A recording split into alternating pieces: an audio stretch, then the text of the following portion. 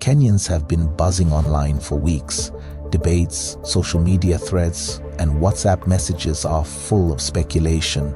Who would win if Kenya and Uganda went head-to-head? Some argue it's just talk, while others dive into numbers, strategy, and military facts.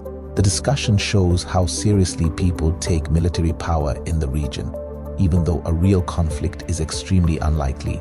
The tension spiked recently when President Yoweri Museveni made headlines saying that Uganda is entitled to access the Indian Ocean, implying that Kenya controls the coast unfairly.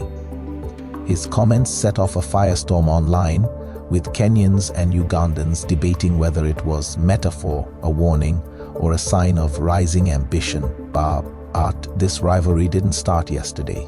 Long before colonial borders, communities on both sides of the present Kenya-Uganda border were already competing for land, cattle, and influence. The Buganda and Bunyoro kingdoms fought for control of Lake Victoria and nearby territories. Luo groups migrating from Uganda into Kenya often clashed with local communities over resources. Along the slopes of Mount Elgon, the Bukusu and Bagisu competed fiercely, while the Turkana and Karamoja frequently raided each other for cattle. These pre-colonial conflicts created a history of rivalry, alliances, and grudges that would last for centuries, forming the backdrop for modern tensions. Historical maps made the situation even more dramatic.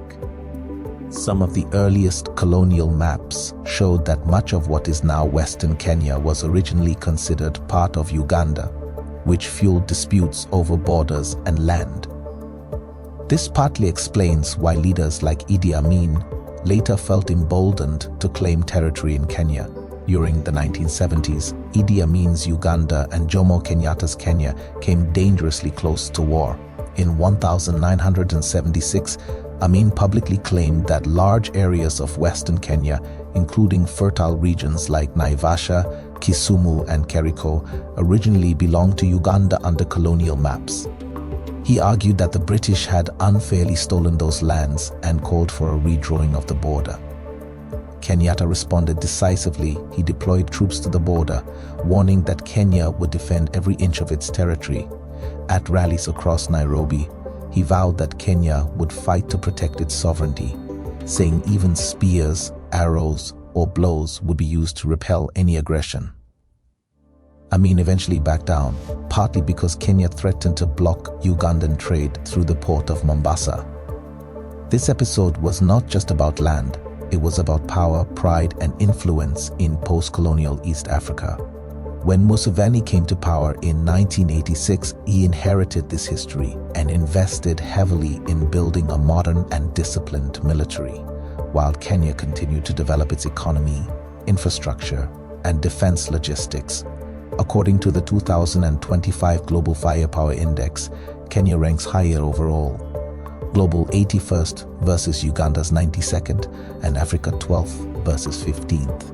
Kenya's Power Index score is 1.5252, lower than Uganda's 2.2436, showing a slight overall advantage in logistics, budget, and technology.